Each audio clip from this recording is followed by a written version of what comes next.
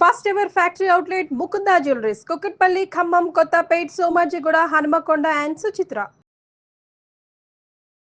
నమస్తే రమగారు. నమస్తే జయ. రమగారు, మనకి ఈ నెలలోనేమో సూర్యగ్రహణం, 2 గ్రహణాలు ఉన్నాయి ఏం చక్క. మనకి పండుగలకి కొంచెం ఇబ్బందిదాయకంగానే అనిపిస్తుంది. అంటే ఇటు చేసుకోవాలా అటు చేసుకోవాలా చిన్న కన్ఫ్యూజన్ కూడా ఏర్పడుతుంది కదా. తర్వాత ఈ సూర్యగ్రహణానికి సంబంధించి కూడా రకరకాల వార్తలు వింటున్నామండి. చాలా సంవత్సరాల తర్వాత వస్తుందని. మరి దీని ప్రభావం మన మీద ఎంతవరకు ఉంటుందో ఉండదో తెలియదు కానీ కొన్ని భయాలు వింటున్నాము. అట్లా ఏం లేదు, భయపడాల్సిన అవసరం లేదు, రెగ్యులర్గా ఎప్పుడు వచ్చేలాంటి గ్రహణాలే అంటున్నారు. మీరేం చెప్తారు? ప్రతి గ్రహణానికి ఓ పేరు పెడుతూ ఉంటాం మనం.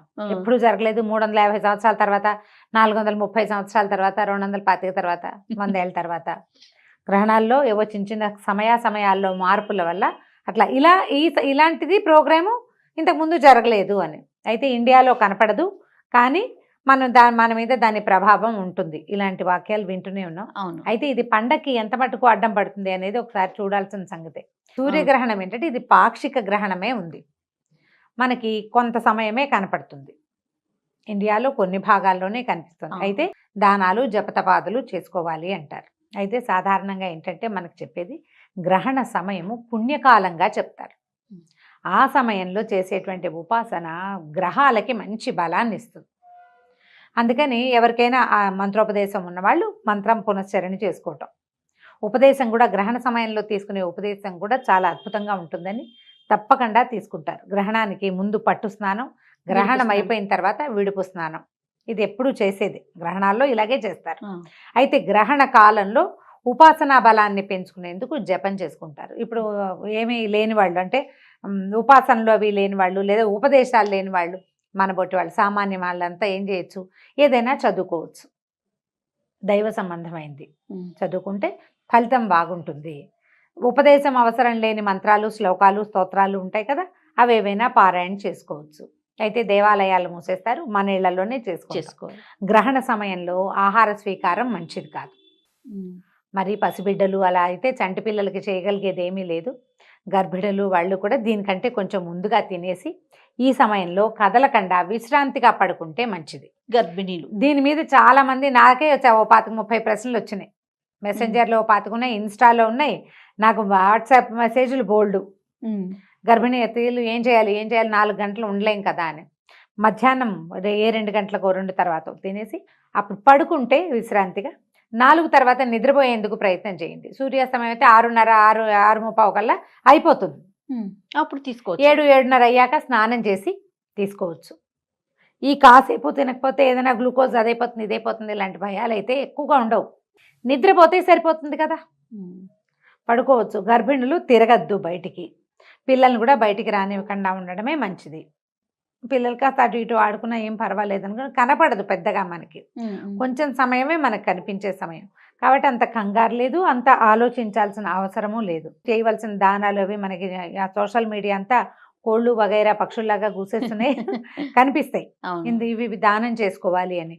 అవేవో సాంగంగా దానం చేయకపోయినా మీరు స్వాతి నక్షత్రం అయితే దైవ ప్రార్థన చేసుకోండి, మీకు ఉపకరిస్తుంది. అది దానం చేయగలిగితే మంచిదే.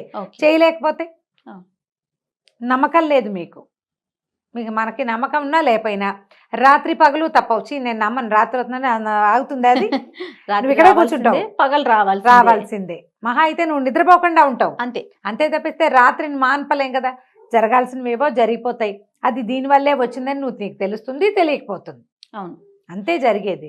కాబట్టి దైవ ధ్యానం చేసుకోండి, దైవం మీద నమ్మకం ఉన్నవాళ్ళు. లేకపోతే ఇక చేయగలిగేది ఏమీ లేదు. అంతే కదా. ఈ ప్రెగ్నెన్సీలో వీడు మీరు నమ్మినా నమ్మకపోయినా ఇలాంటివి అనుమానాలు ఉన్నప్పుడు మనకి పెద్దవాళ్ళు చెప్పేటప్పుడు కాస్త ప్రశాంతంగా కూర్చుని ఆ వేళకి ఏమీ తినకుండా మంచినీళ్ళు తాగటం, తిరగటం, ఏదైనా కట్ చేయటం, లేచి అటు ఇటు తిరగటం, బయటికి వెళ్ళిపోవటం, బాత్రూమ్కి వెళ్ళకపోతే ఎలా అని అడుగుతుంటారు కొంతమంది. ఆ మాత్రం కదలికలు చెయ్యొచ్చు, విపరీతమైన చేష్టలు చేయకూడదని. పనులు అవి చెయ్యొద్దు, తిరగద్దు, శారీరకమైన శ్రమ ఇవ్వద్దు, అది చెప్తారు. ఇప్పుడు అందుకని మరి అన్నపానీయాలు అంటే టాయిలెట్ కూడా వెళ్ళకూడనంత కాదు కదా. అంత కాదు, విశ్రాంతిగా మంచం మీద పడుకోవటం, ఈ కూర్చుని తరగటము, ఏదైనా చెయ్యటము, ఒత్తటము, నీళ్లు తోడడం అలాంటి పనులు చేయనిచ్చేవాళ్ళు కాదు. ఇప్పుడు ఎందుకంటే నిజంగా మనకి ప్రపంచంలో ఎన్నో విశేషాలు ఉన్నాయి. ఖగోళంలో ఏం జరుగుతుందో ఇప్పుడు ఈ గ్రహణం అంటే ఏమిటి, ఒక గ్రహం ఇంకో గ్రహానికి అడ్డం రావటం అవునవును. కదా. మన ప్రమేయం ఉందా దాంట్లో? లేదు. లేదు. ఆ సమయంలో ఏం జరుగుతుందో మనకు తెలియదు.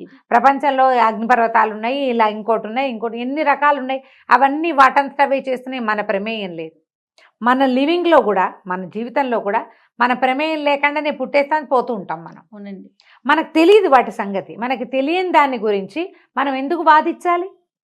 ఎవరో పెద్దలు మనకి ఇలాంటి నిర్దేశనం చెప్పారు, జాగ్రత్తగా ఉండండి అని. పాటిస్తే సరిపోలా? అంతే. నువ్వు ప్రశ్నిస్తావు, పోనీ నీకు ఒక ఆన్సర్ తెలుసా? ఏమీ జరగదు అని ఎవరు రాసిస్తారు? ఏం జరగదని చెప్తావు. జరిగితే దానికి దానివల్లేనని కనుక నువ్వు చెప్పగలవా? దానివల్లే అని చెప్పలేవు, దానివల్ల కాదని చెప్పలేవు. లేదండి. ఈ రెండు లేనప్పుడు మేము రెస్ట్ తీసుకుంటాం అంటే అంటుంటే వాళ్ళని కాదని అక్కర్లేదని బాగా డాన్స్ చేయండి అని ఎందుకు చెప్పాలి? అవును. హాయిగా ఎగురి తిరగండి అని చెప్పకూడదు కదా.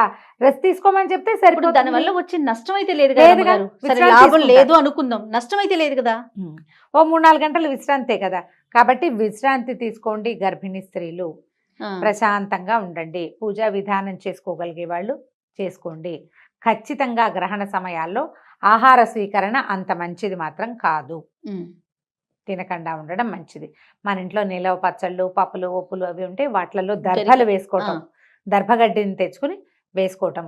ఉపనయనం అయిన వాళ్ళు మన గ్రహణ స్నానం అయిన తర్వాత యజ్ఞోపవీతాన్ని మార్చుకుంటారు, యజ్ఞోపవీతం మార్చుకోవటము. ఇది చేయొచ్చు ఇంత మటుకు. దీని మీద పెద్దగా ఆలోచన లేదు. ముందు రోజు హాయిగా పండగ చేసుకుంటాం, బోల్డన్ రకరకాల పపాలు చేసుకుని తినేస్తాం, అయిపోతుంది. అంతే. ఓ భయపడొద్దు, అందుకని మన పెద్దవాళ్ళు చెప్పింది కొట్టి పారేయొద్దు, అంతే కదా రమ్మగారు. అంటే పెద్ద అనుమానాలు ఏం లేవమ్మా. ఇంత మాత్రం చేస్తే చాలు. మామూలుగా గ్రహణానికి ఎలా చేస్తామో దీనికి కూడా అంతే. రెస్టే తీసుకోవాలంటున్నారు ఇంట్లో వాళ్ళు, నేను ఎలాగా అని ప్రశ్నించద్దు. రెస్ట్ తీసుకోవడానికే ప్రయత్నం చేయండి. ప్రెగ్నెన్సీ వాళ్ళు ఉన్న వాళ్ళు కొంచెం జాగ్రత్తగా ఉంటే సరిపోతుంది. అది అయిన తర్వాత 7:30-8 గంటల వేళ ఒక మాట చక్కగా స్నానం చేసి ఫ్రెష్గా అప్పుడు ఏదైనా వండుకుని పొద్దున వండుకున్నవి రాత్రి తింటాము మాత్రం ఈ రోజులో చేయపోకండి. నిలవ పెట్టకూడదు. మనం కూడా అంతే. ఎవరైనా సరే పొద్దున వండినవి నిలవ ఉంచుకుని సాయంకాలాన్ని తినద్దు. పొద్దున్న ఫినిష్ చేసేయండి. రాత్రి ఫ్రెష్గా కాస్త అన్నం వండుకుని ఏదైనా కూరనారో చపాతీలో ఏదో ఒకటి చేసుకుని అప్పటికప్పుడు అట్లా చేసుకుని తినండి. నిలవ పెట్టిన ఆహారం తినద్దు. ఓకే రమ్మగారు, నమస్తే. నమస్తే.